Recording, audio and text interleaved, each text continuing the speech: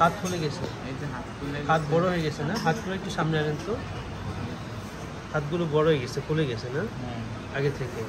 চামড়া একটু মোটা হয়ে গেছে না? ঠোঁট মোটা হয়ে গেছে, চোখ ফুলে গেছে, দাঁত ফাঁক হয়ে গেছে। আচ্ছা, দাঁতগুলো ফাঁক হয়ে গেছে।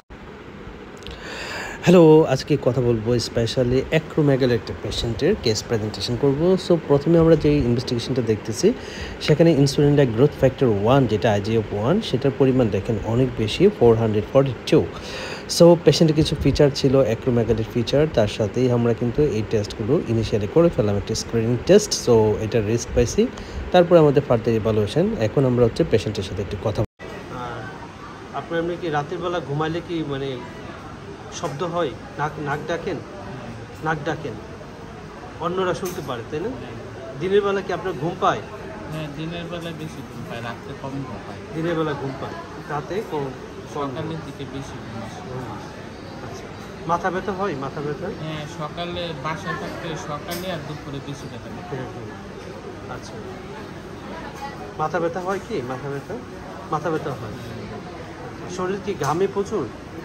মানে গরমে ঘামে, আবার ঠান্ডাও বেশি লাগে। আপনার হাতগুলো একটু দেখেন, হাতগুলো কি আগে থেকে বড় হয়েছে? হ্যাঁ, ফুলে গেছে না, যে আঙ্গুলগুলো। আপনার কি ডায়াবেটিস আছে এখন? ডায়াবেটিস আছে, প্রেশার আছে, কোলেস্টেরল আছে, ডায়াবেটিস আছে, হরমোনও আছে। হরমোন 25 খাই তাই। কোলেস্টেরল আছে। আচ্ছা, এগুলো সবই 2-3-4 বছরের মধ্যে। 3-4 বছরের মধ্যে।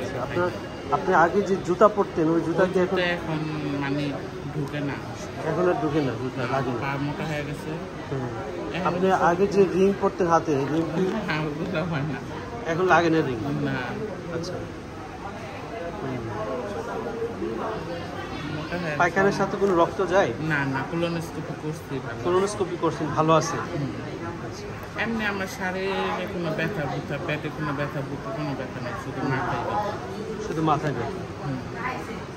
চোখে দেখতে সমস্যা হয়? হ্যাঁ, এই চোখে ইদানিং 5-6 মাস ধরে ঝাপসা দেখি। ঝাপসা দেখেন? দুই চোখে না এক চোখে? না, বাম চোখে। বাম চোখে? উপরের সাইডে।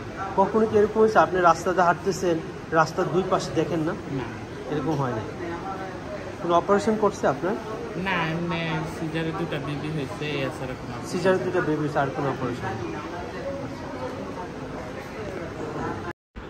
সো এরপরে দেখা গেল পেশেন্টের গ্রোথ হরমোনের পরিমাণটা দেখেন অনেক বেশি, 150। তার সাথে আছে পেশেন্টের অ্যাক্রোমেগালি পেশেন্টে কিন্তু ডায়াবেটিস ডেভেলপ করে। সো তার HbA1c এর মানটা কিন্তু বেশি আছে, 8.4। সো তারপরে হচ্ছে একটা MRI করা হলো, MRI of the brain. So এখানে দেখা যাচ্ছে যে পিটুইটারি একটা ম্যাক্রোঅ্যাডেনোমা আছে। হ্যাঁ, সো ম্যাক্রোঅ্যাডেনোমা দ্যাট মিনস এটা একটা গ্রোথ হরমোন সিক্রেটিং কোনো একটা পিটুইটারি অ্যাডেনোমা। সো ম্যাক্রোঅ্যাডেনোমার জন্য পেশেন্টের হেডেক হতো, তার মাঝে মধ্যে ভীষণ প্রবলেম হতো ইনিশিয়াল দিকে। সো এটা কিন্তু একটা common presentation in case of acromegaly patient due to pituitary ম্যাক্রোঅ্যাডেনোমার জন্য।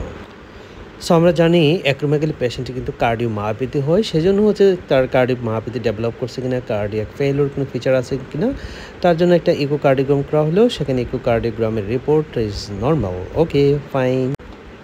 সো দেন হচ্ছে একটা আমরা জানি যে অ্যাক্রোমেগালি পেশেন্টে কোলন ক্যান্সার হয়। সো কোলন ক্যান্সারের জন্য আমরা একটা কোলোনোস্কোপি করলাম। সো কোলোনোস্কোপি নর্মাল, আলহামদুলিল্লাহ। সো আমরা তাহলে একটা অ্যাক্রোমেগালি পেশেন্টের ডায়াগনোসটা কনফার্ম করলাম, স্পেশালি MRI, তারপর IGF-1। সো তার আদার্স কোনো কমপ্লিকেশন আছে কিনা সেইগুলোর জন্য। তার ডায়াবেটিস আছে, তার হচ্ছে ব্লাড প্রেশার বেশি ছিল পেশেন্টের, আর তার সাথে কোলোনোস্কোপি করলাম, একটা কার্ডিয়াক কন্ডিশন জানার জন্য একটা ইকোকার্ডিওগ্রাম করলাম। সো মোর ওভার পেশেন্টের অ্যাকচুয়ালি ট্রিটমেন্টের জন্য যেটা লাগবে সেটা হচ্ছে স্পেশালি সার্জারি।